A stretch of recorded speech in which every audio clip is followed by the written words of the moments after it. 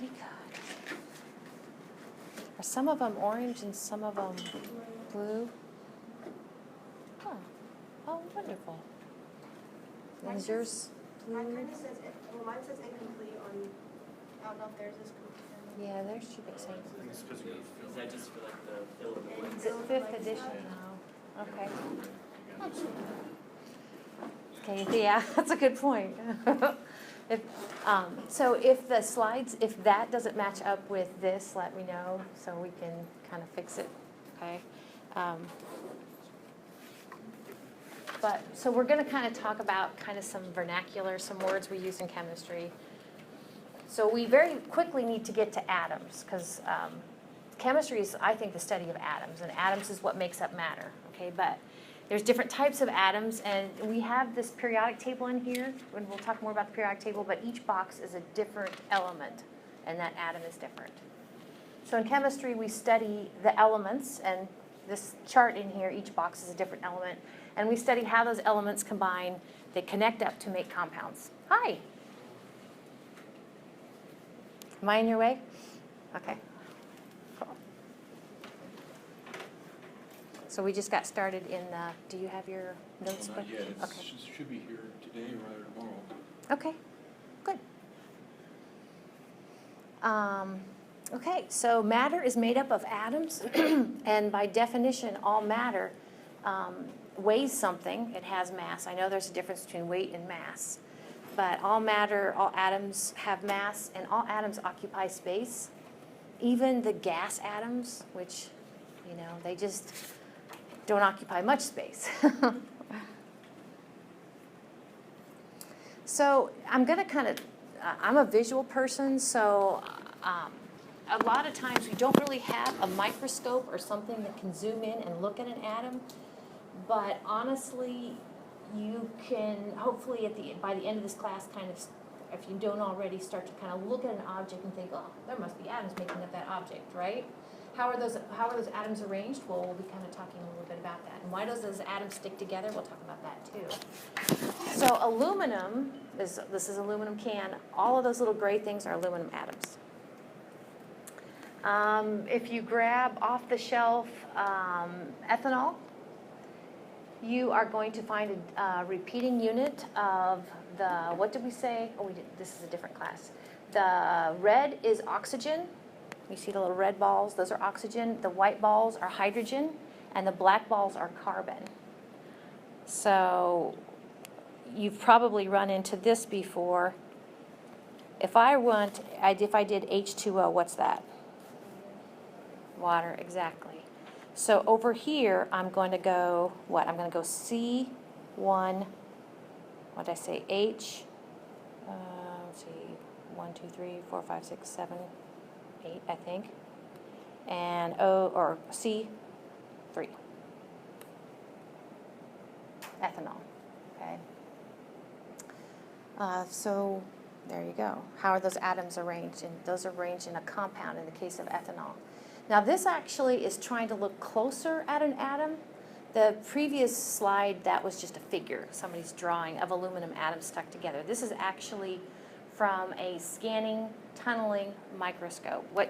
Why it's hard to actually see atoms is because in order to see something, light has to bounce off of it. And the thing about atoms is a lot of times the wavelength is, how does this work? The thing is smaller than the wavelength. Yeah, the wavelength's too big. Can't see them. So what you have to do is not take visible light. You have to take a different sort of energy with a shorter wavelength and basically bombard it and then look for that reflection. So, yeah. Individual atoms, that is. If you have a lot of atoms together, then you're talking a different story. Then that object in itself is larger than the wavelength that is being reflected off of it. I don't know if that made sense. Yeah. So I don't know if you biology sort of people never kind of recognize the DNA strand kind of hidden kind of behind this. Okay. So this is, and in fact, I was kind of thinking through this myself. This is all I'm saying. If with this is your aluminum can, okay, and we have visible light coming in, and it scatters off, and we see it. Let's see, here's my eye. Okay, we see it. Okay, now if you're trying to isolate one by itself, okay, here comes your visible light, and it is too big, too large. The wavelength's too large compared to this is too small. And it doesn't, Does it push it out of the way? it passes through it. Good point, it passes through it, kind of. Yep. So, cool. So this is an ice cube, kind of from left to right. We're going to look at water in its different phases. We said red was oxygen, white is hydrogen.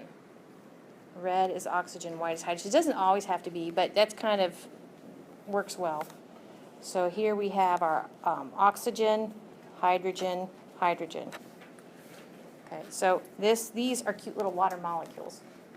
And notice that they are all kind of nice and neat arranged. That's what ice does. Okay, this is what water vapor does. So again, you see that repeating unit, the 3 atoms stuck together. So what's different about this over here in its gaseous phase? More energy. It's got more energy, exactly. How can you tell it has more energy, or do you just kind of know it? They're moving, exactly. You can kind of tell by the brushes that the artist has drawn on there. What else about it over there in its gaseous state? Spaced out more. Spaced out more? Solids are more compacted This- together, where yep. the gases are more freely. Exactly. The gases are freely moving, the solids are more compact together. Exactly. So a liquid you expect to be somewhere in between. Yep. So we have solid, liquid, and gas. Matter in its 3 phases. Yeah, plasma. Yeah.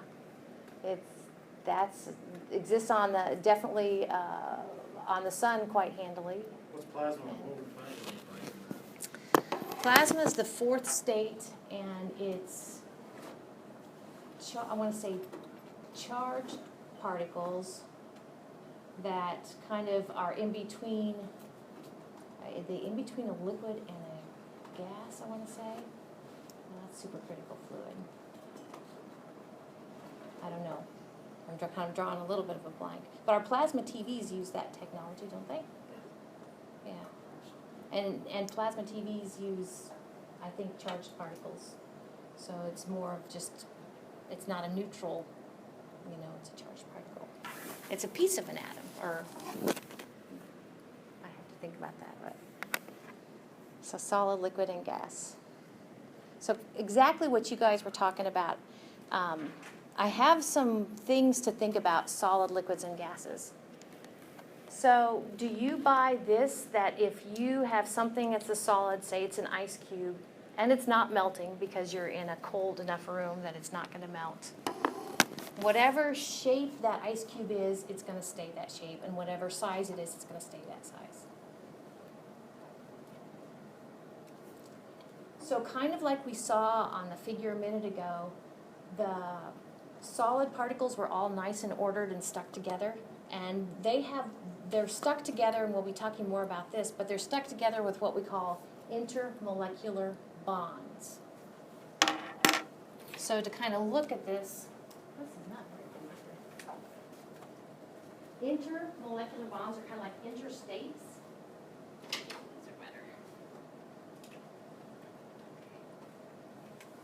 So if this is one water molecule,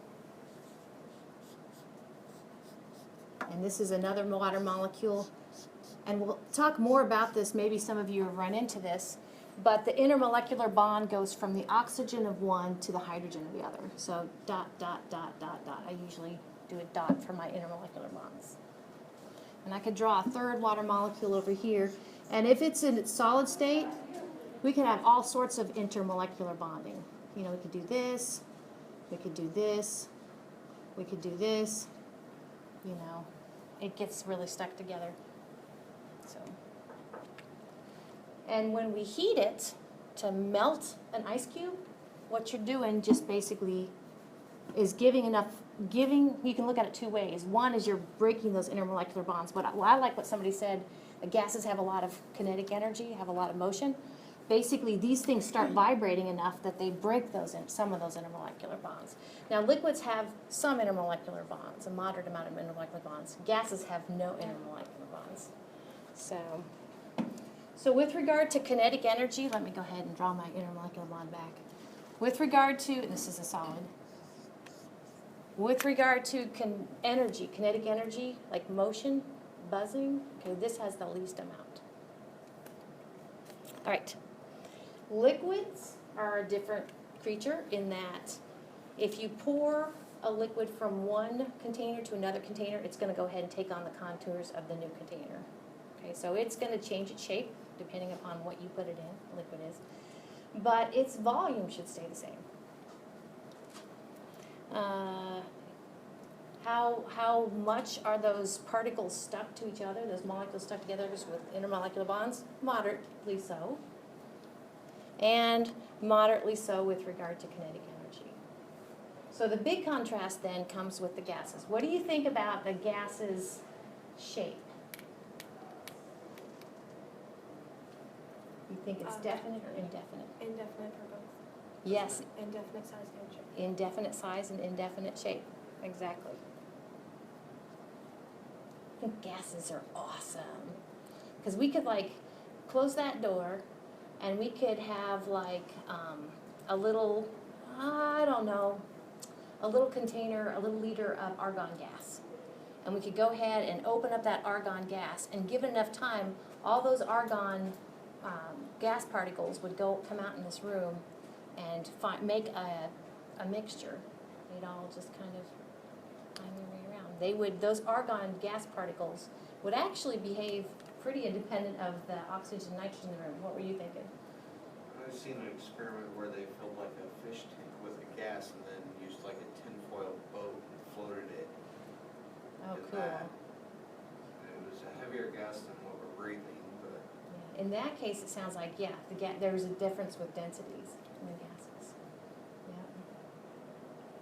Okay, so what do you think about intermolecular bonding for gases?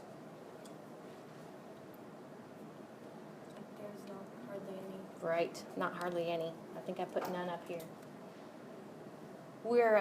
We talk about gases behaving or ideally or gases behaving non-ideally. And if they're being real gases, there's no intermolecular bonding. Well, what about the kinetic energy? There's a lot because Hi. they're so far apart. Yep, there's a lot of kinetic energy. Exactly. Very good. Okay. So we were talking about intermolecular bonds. I drew up here, okay? Now, I don't know, I'm kind of jumping ahead of myself, but as I circle this, okay, that water, that's a molecule. It kind of rolls off your tongue, water molecule. And that's a type of compound.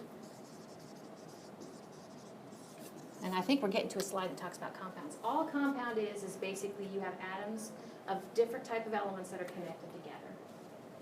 Now, sometimes there's another type of compound. And that other type of compound is an ionic compound instead of a molecular compound. We call that a formula unit.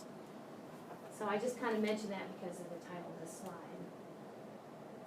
Now, I haven't usually stressed this in semesters before, but you might be wondering what makes that ... What the heck? And what makes this thing right here, it's not an intermolecular bond. That's actually a molecular bond. That's actually what we call a covalent molecular bond. Okay. What makes those things has to do with charges. It's all about charges. You know, if you've ever played with magnets and you know that north poles and south poles, what do? They attract, exactly.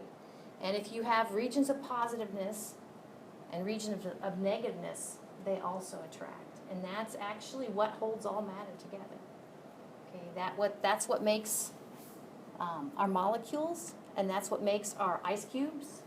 Okay, it's all about electrostatic attraction.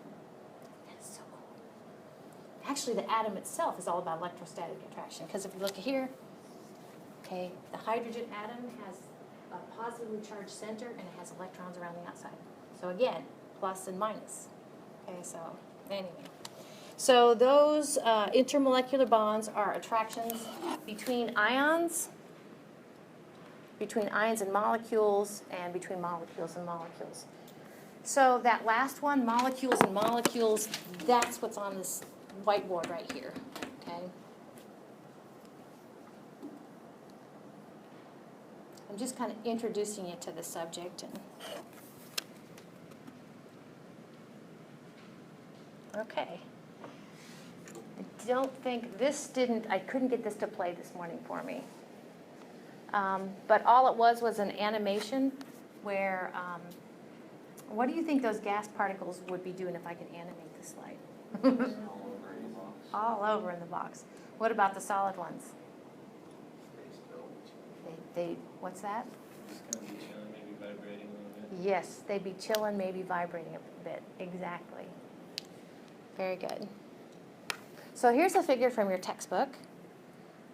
And it kind of talks about what we've been talking about. They mentioned vibrating. So that's one way that matter moves. Just simply kind of wiggles where it is. Oscillation is more just kind of like twisting.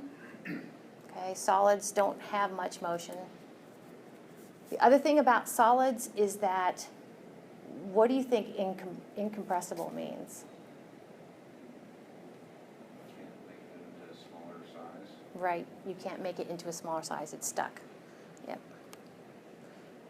Gases, they move a lot, they're far apart. You guys told me their shape and volume are both can change.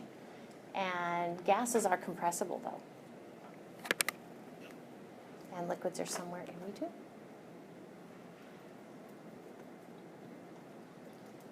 Okay, again a movie. Let me just double check. No, I don't think that's going to play. We'll see if I can bring that on Monday, see if I can get my technology to work. So we're to our first assignment slide, and I will show you what this looks like. I know some of you, are there still some folks working on getting their textbook? Okay. So if I send an email, could you get it? Like if I send you a copy of the questions to your SEC email? That work? Okay. I better write that on my hand. So I'll send a copy to everybody's email, and then if you need it. So, but what I'd like to do sometimes is just to kind of take a look at what they look like. And this is what they will look like. Notice all of the homework in here, it just says 3 point something, that means chapter 3, questions number 1, 3, 4, and 7. And they look like this.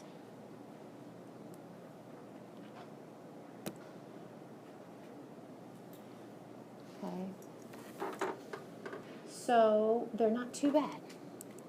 This is just a screenshot of the end of chapter 3. And these are the questions that I've circled. It's stuff we've been talking about just this last few minutes. Define matter, list some examples of matter. I think you'll be fine there. List 3 states, not plasma, of matter. What are some properties if it's matter solid? What are some properties if it's a gas? Any questions about that? And On Monday. yep, on Monday. And it's always, your homework's always due by 3 p.m. So if you forget, then that should work. Okay, well, let's keep on moving. Can you keep it on that slide just long enough for me to write down the questions? I can.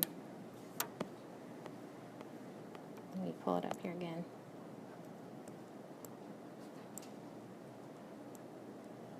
There it is.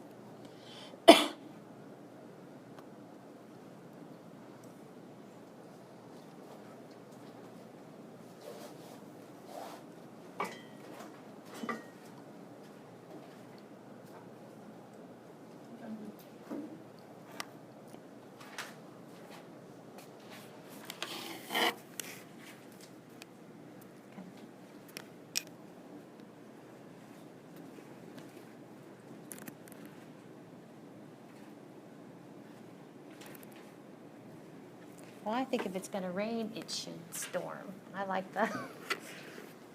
But, stand over here.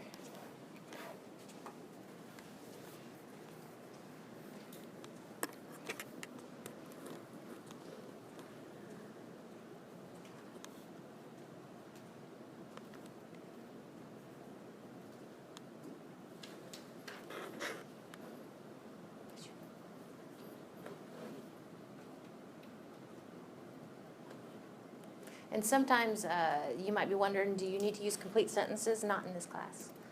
So, but rather, when we get to working chemistry problems, you have to show all of your work. So, not complete sentences, but I'm more about that than the other.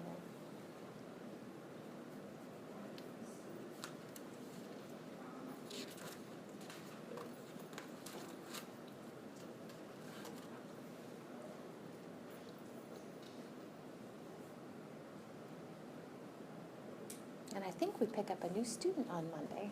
She was out of town, so.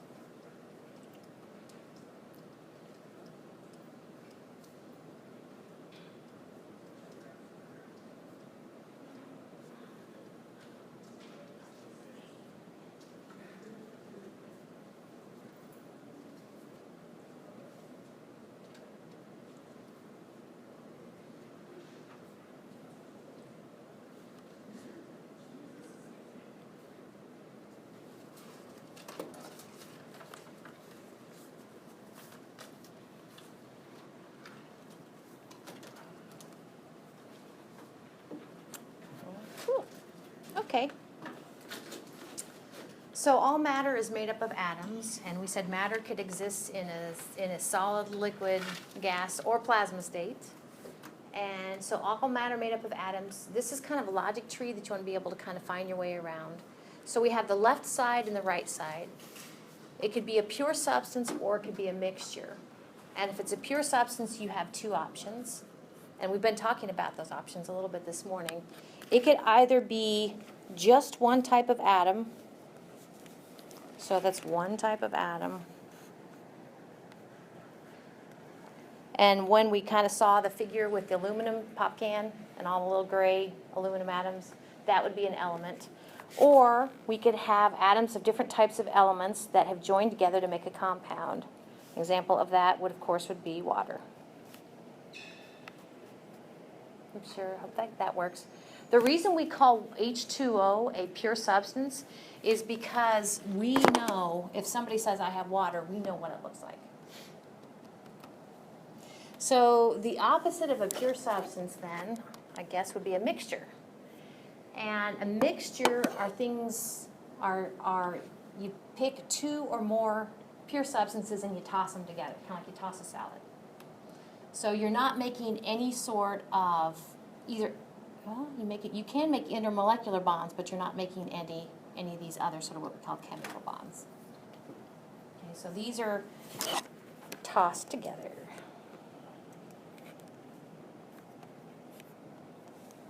Toss two or more pure substances. Now, when I say toss, actually we're going to switch gears here in a minute, and my word toss is what we call physically combine.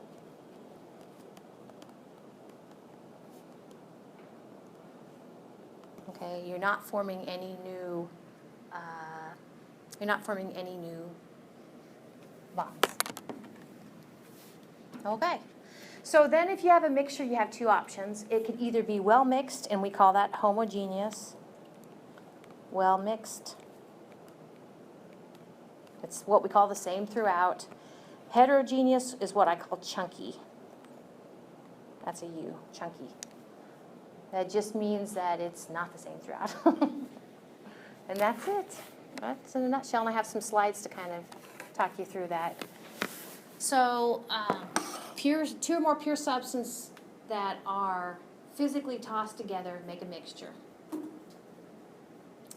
You can take, I bet you buy this, when we have a water molecule up here, what we've done is taken one oxygen atom and two hydrogen atoms and stuck them together with chemical bonds. Okay, that's all it says. You can take elements and you can make a compound out of it.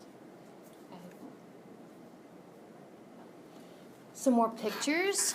The first one looks like copper rods. And then we have sugar cubes. So the copper rods would be an element. The sugar cubes would be the repeating units, an element, or excuse me, compound, sugar cubes. And then we have adding sugar cubes to coffee. And actually, when you add sugar cubes to coffee, coffee's already a mixture of just say caffeine and water. Okay, so then when you add sugar molecules, you get like a little trio in there. So that's why you can kind of see 3 different things in that coffee. But as some of you guys know, for instance, oil and water do not mix. Okay, so that's kind of what the last one's showing you. Not only do they have different densities, but also they have different what we call polarities. That's an electrical thing too. Okay, so that would be example of the whole cup. If the whole cup is a mixture, then it's not the same throughout. Now, if you want to say you have a layer on the bottom, a layer on top, then you could say that they are individually homogeneous, but the whole thing is a heterogeneous mixture. Okay.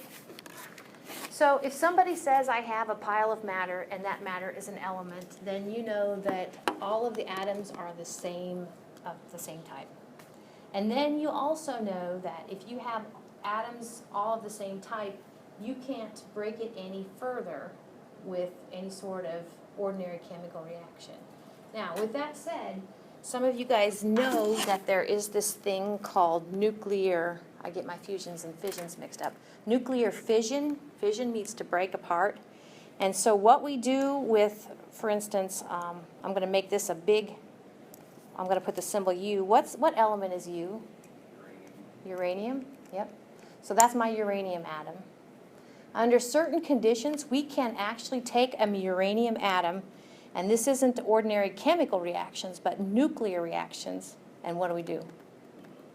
We blow it up. We split it into at least 2 pieces. Okay, so I'm going to kind of show E for a little bit of energy, and I'm going to my uranium atom, and it is going to split, okay, and then what you're going to end up with over here on the other side, I don't know what the major byproducts of uranium, this is fission. This is nuclear fission. Fusion is putting together, fission is breaking apart. So then you just get 2 other things over here, which I cannot remember. They're smaller, and you get a lot of energy. A lot of E. Lots of E. Okay, so anyway, you can break like a uranium atom down, but not under ordinary means.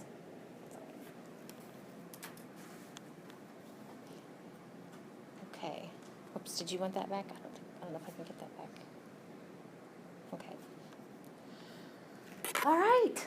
So that is what's on the wall here. So you guys told me U is uranium. If you find number 92, let's see, and you kind of see it goes across, and then the numbers get bigger. 92 is right here. Okay, uranium. So these numbers, and we'll talk more about this, but those numbers are so cool. They are a very important part of that, an atom of that type of element. That's the number of what we call protons in the center of that atom. That's so cool. Okay, so these are different elements. Copper, looking at copper closely, a little more closely. So this is just kind of an introduction to elements. We'll talk more about elements in the periodic table later. But so actually on one of your tests, not your first unit exam, I will kind of quiz you. Do you know that can you connect the symbol, what we call the symbol, which is just a letter or 2 letters, with the element? Okay. What's the symbol for magnesium? Does anybody know? MG. It is Mg. Very good. I'm trying to think one that's not up there. What's the symbol for nitrogen? N. Very good. What's the symbol for calcium? Ca. Perfect. Very good. What's the symbol for naquita? Okay, just kidding. That's like a, yeah, that's a and not an element. It's not a real element anyway. So I'll put all these up here in case you need to fill in the blanks. When you guys told me, what I asked what the symbol for calcium is, and you told me Ca, how would you write that?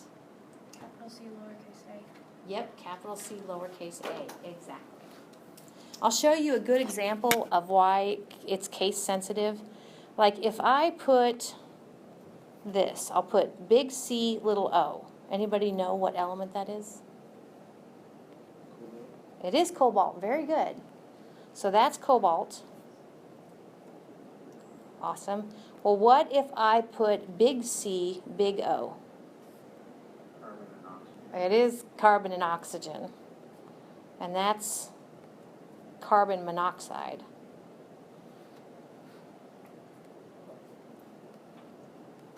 Okay, so it does make a difference.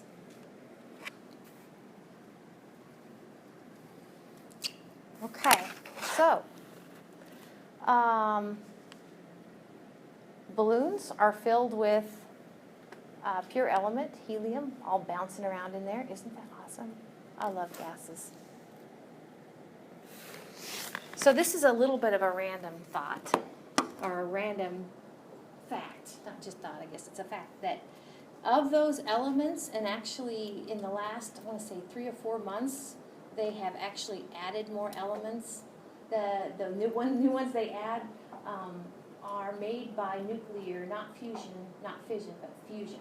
So to get the heavy ones, basically they have to take 2 lighter ones and squeeze them together to get a heavier one. And the thing is they are usually very unstable. So I'm like, well, why make them? I don't know. So they have to last for a certain amount of time and be isolatable before they can actually be, so they're synthetic. So, what were you thinking? Considered for an element? It's weird for an element? No, I mean, if they have to be isolatable and last for so long, that would be like their half-life and that. Yeah, exactly. Yeah, their half-life. So when people say they discovered a new element, that's, I don't know about you, but that's like, how do you discover it when you're actively trying to create it? You know what I mean? You didn't just discover it. So that's one of my things. But 7 of just normal elements, now get away from the exotic ones, are diatomic, and you're going to recognize these here in a minute. 7 of them, which just means that di means 2, and diatomic elements never want to be a single atom. They always want an atom of their type, and they run around like that. Okay. So here they are. Maybe.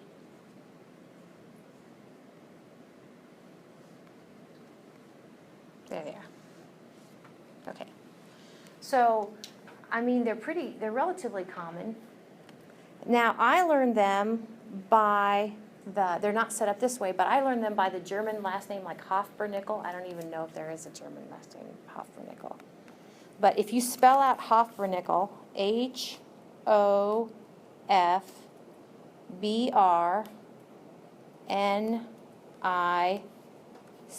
If you spell out Hofbernickel, then I'm going to go ahead and go back and add a little subscript 2 for hydrogen. So the H in Hofbernickel stands for hydrogen. So hydrogen, you know, we're used to thinking of a hydrogen atom, but here under, I just want to say Earth conditions, I'm going to put H, chemical bond H. So it's actually what we call a hydrogen molecule that runs around. Same thing with oxygen, it's so important to us. Okay, oxygen, chemical bond, oxygen. Okay.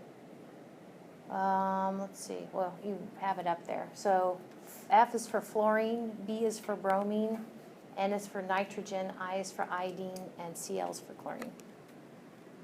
So, yeah, I was going to say, and they're all gases, but they aren't, because iodine and bromine are, I want to say, solids. But the others are gases. So here they are in the periodic table. Kind of the cute little molecules that they are. And these are some different, just some pictures of some different elements. We have, anybody in here played with liquid mercury? just like, okay. Well, when I was a kid, it was normal. Yeah, thermometer, yeah.